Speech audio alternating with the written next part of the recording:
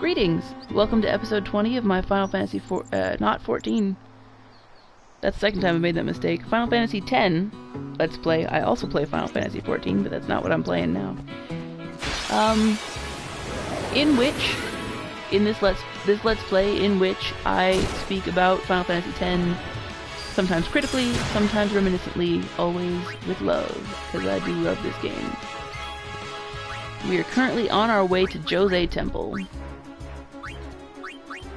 through a big wide open space that you would think people would make a town in because it's nowhere near the coast where Sin lives.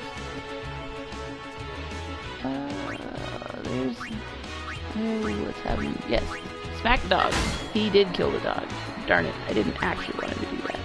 His accuracy is low. He has a tendency to miss things that are fast.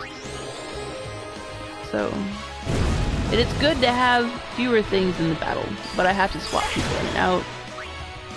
So, let's see, Lancet. Oh, taking him down the Black Mage path was such a good idea, because he's got Lancet and can... I'm not sure if I've used Titus. No, okay, screw it. Find out on the next screen. But Lancet restores magic points. I did not use Titus. Darn it. And since he's... Can I do anything with his blitzballs? I can.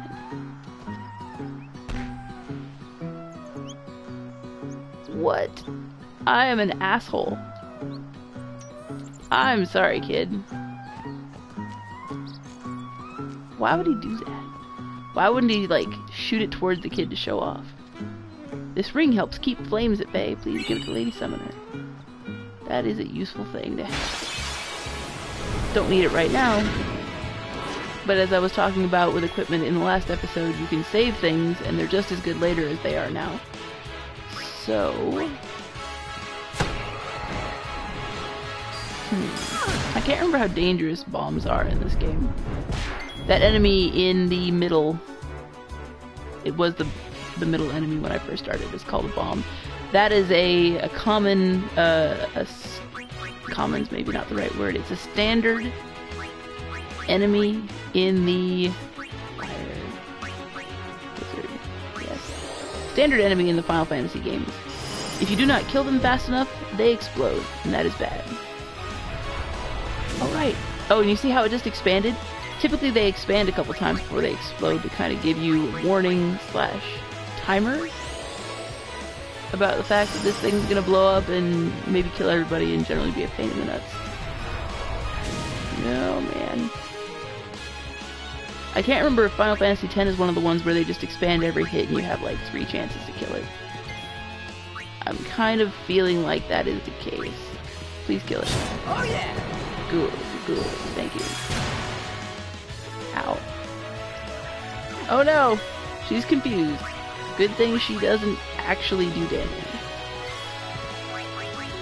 It would be really bad, especially later in the game, if she were to cast spells while confused. But she doesn't. People who are confused only ever do physical damage. That can be a real pain in the butt when, say, Auron, with his massive attacks, gets confused. But later in the game, I tend to just try to keep some sort of confusion protection on him at all times. Because when he gets really powerful, he will just one-shot party members, and that's no good. We want Waka. Waka waka waka. It's over.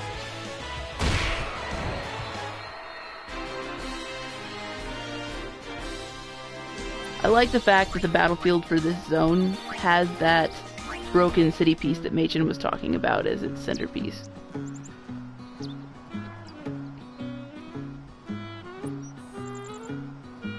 Now we're on to a new zone, which also has an alcove, but this one doesn't have anything in it, it looks like. I want to say that I'll have a reason to come back through here later, and at that time, more of these alcoves will have purpose. But I wouldn't swear by that. The fact that Kimahri just missed there is part of the reason that I think I'm going to take Titus down his own path after all. I can't remember if I actually said I was going to do that in a previous episode. I know I meant to. But since some enemies do have really high evasion skill, and the Orin path is not good at giving you accuracy, so that you can kill things with high evasion, I really need to send someone down Titus's path. And since I don't remember when I'm going to get Riku back, allow me. I'm just going to keep Titus on his own path. That was not the button I wanted. The question is then, later on, am I going to want to take Riku down Titus's path so that I'll have 2 accuracy people? Because I don't really like her path at all. She tends towards accuracy anyway. Who have I not used? I don't actually remember. I foresee no difficulty. Yep, you can just kill it. I do kind of like that idea. 2 black mages, 2 accuracy fighters, 2 strength fighters, and then Yuna as healer, as the solo healer. That is one nice thing about having 7 characters. You can split them up that way. Wakka, normally, if you take him down his own path, he has status effect skills, but he also is kind of a balance. He doesn't have a super high amount of hit points, but he has more than a lot of the other characters. He's not super accurate like Titus is. He's not super strong like Orin is. And it's not a bad thing, but his jack-of-all-tradesness is not particularly useful. Which is why I decided to just take him down Orin's path, because I really just don't care about the status effect abilities that he comes with. Do you have anything for me? Level 1 key sphere. The level 1 gates, I guess, on the sphere grid are used to block off paths between one part of the sphere grid and another. In the regular sphere grid, not the expert sphere grid that I'm using, that was introduced in the international version of Final Fantasy X, it was a lot harder to hop from one person's path to another. This was good in a sense because you had a chance to actually learn this isn't like me. What all the skills did before you could branch out and customize your characters so much. So it's kind of a blessing. It is kind of a blessing to people who are unaccustomed to the game. But at the same time, I want Wakka. Make it so he can't hit me. Whoops. That is not where I will find that skill.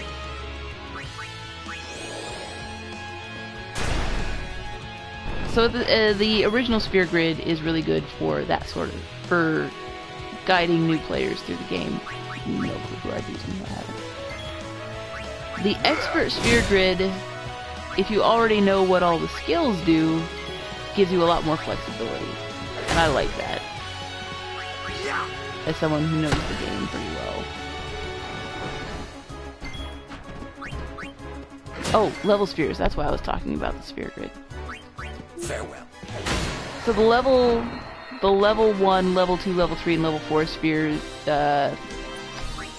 locks, I guess, on the sphere grid.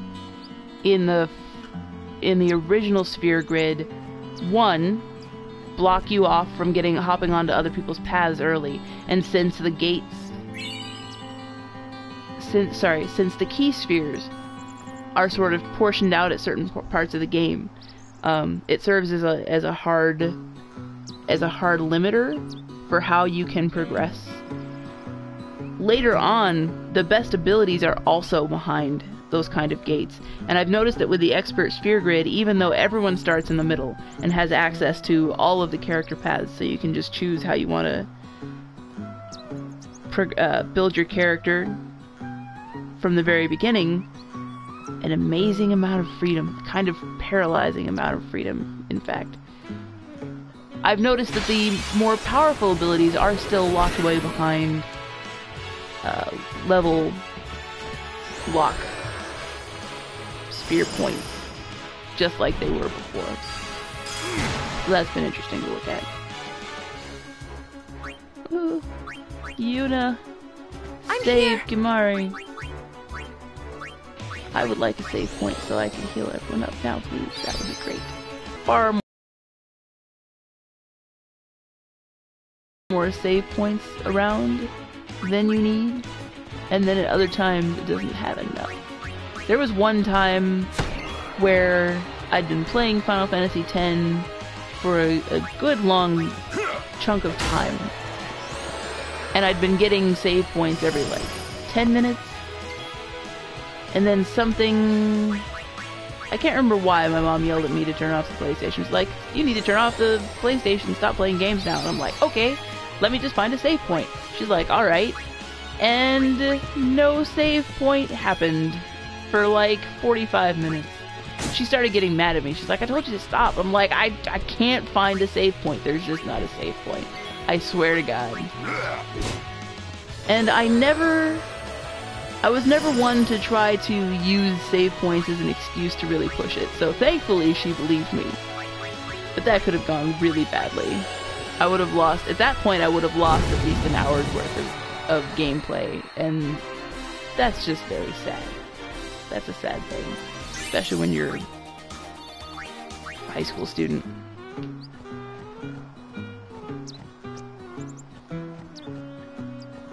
Do you have any? Oh wait, there's a pocket over here that I just totally was running past. Well, guess I'm fighting things. How much further do we have to go? Forever. Cheers. Somebody.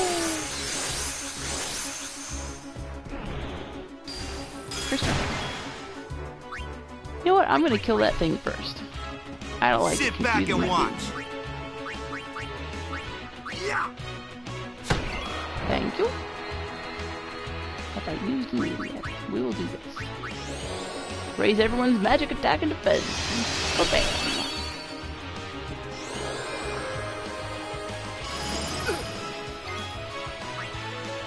Let us see. But Yuna until Lulu, or maybe not. Yuna's health is pretty low. Heal. Oh no, yeah, Lulu is the lowest. One thing I liked about Final Fantasy IX was it also had visually dynamic battles where you'd have different angles sometimes, but everything, all the menu stuff still worked. Water is not what I want here. All the menu stuff still worked based on the menu order.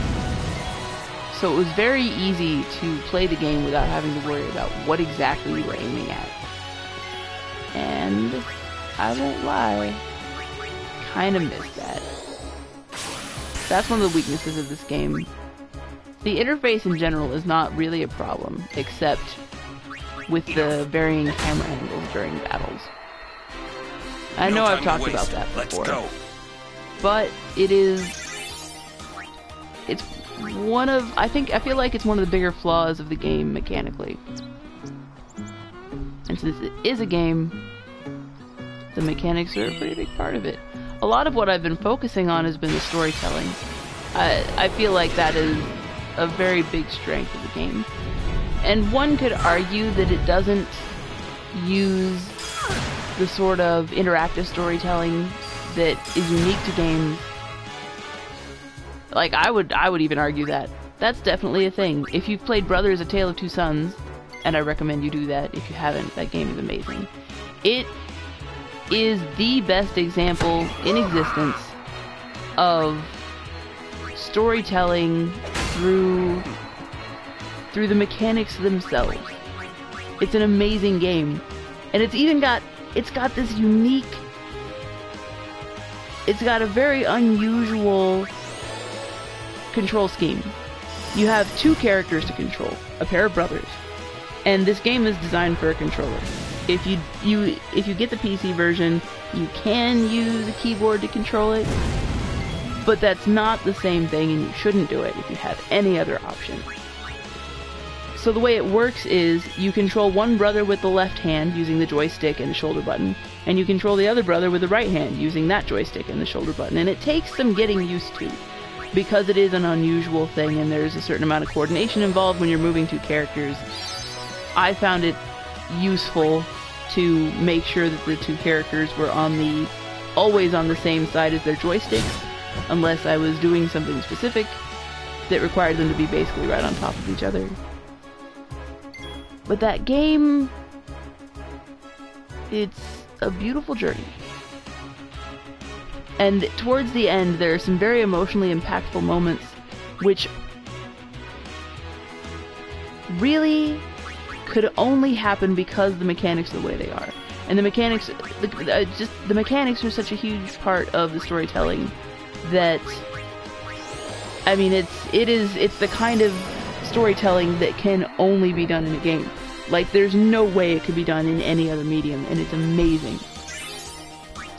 The storytelling in Final Fantasy X is a completely different ball of wax.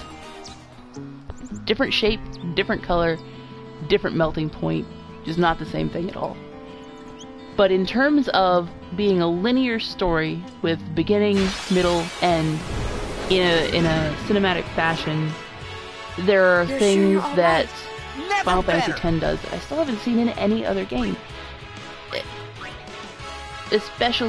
Particularly, the retrospective perspective. I can't eloquence right now. But with him recounting the events that have already happened and giving you his thoughts on the matter as he goes. It's a thing I love. Let them come. Let them come. I will heal you.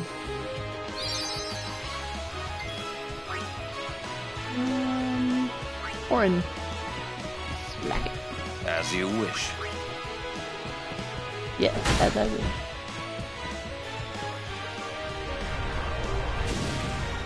I kinda wish I could see the front of the bomb. I like how its hands are all spiky and stuff. Many Final Fantasy games have bombs of different colors. They usually means that they are related to different elements. This one's clearly a fire bomb, and that's sort of the most basic sort of bomb. But you'll see ice bombs and other stuff like that. I'm not sure offhand if this is one of the Final Fantasies where that's a thing. I want to say yes, because we got all this elemental magic stuff going on. I guess that's not really unique to this Final Fantasy game either, the elemental magic and things, but whatever. I don't know. It's an exploration. We're finding things out as we go. For me, I'm remembering things as I go. Or misremembering things. That happens too. It's our Crusader friends from the city. With a covered weapon.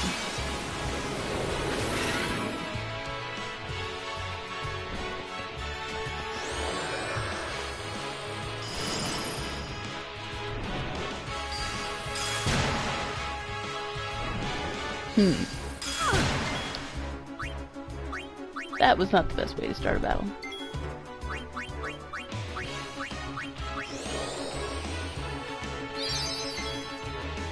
Let's see, you can kill that guy. And then we'll pull in Waka, because the flying dude is the most dangerous. Especially with Orin out.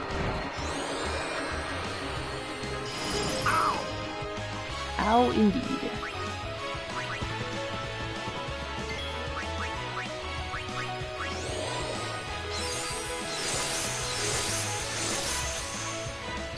One thing that they did that's neat, since most of the fighting happens in open areas in world map territory like this, they've done a good job of placing a number of encounters scattered across the land. And the encounters that have been seen in this episode and last episode have been small ones, but relevant to the story at large, in large and small ways. Which is very nice. What next? I've seen that done. I don't necessarily want to say better in other games. Like Brutal Legend, for example. That game did something really neat. It was giving you story pretty much the whole time if you just went forward through the game. I didn't finish that because I was playing on a console. There's a PC version now, which I actually have. I think I got it in a Humble Bundle that I haven't played. But I stopped playing on console because the real-time strategy bits with a controller was just terrible. I didn't enjoy that at all. But one thing that impressed me about the game from the very beginning is that as you were going through... bring out Lachlan.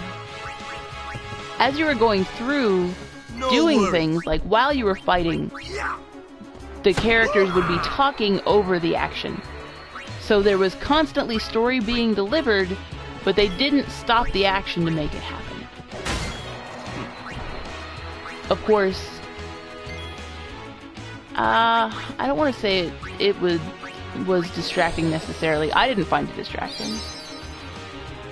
But for people who don't care about the story, and I don't know why you'd play a Double Fine game if you really just didn't care about the story. That seems silly. But anyway, yeah, that's another neat way to do a fairly, like, a linear, more traditional type of storytelling within a game without interrupting the action and such. Because one thing that people object to about some people, oh, I healed the wrong dude. Alright, well, whatever. One thing that some people object to with RPGs is that the action does get interrupted for cutscenes. I'm okay with that, as long as it's not done too badly. That can be done badly, it can be abused. But for the most part, I'm fine with it. Just, yeah, it is nice when it's shorter. Hey, we saw the game. And the pacing is better. You guys were great. No, we weren't. It was you close, are a liar. Hey, stop loafing around. The Lady Summoner and her guardians. This mission requires our full attention. We've no time to waste. Understood? Yes, ma'am. Apologies, ma'am. Carry on.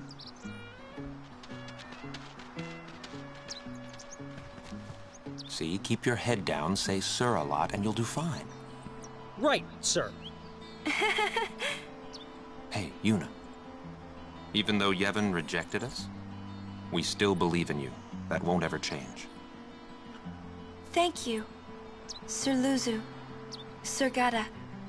But, you know, it's not too late for you to go back to Besaid and... We should be going, sir.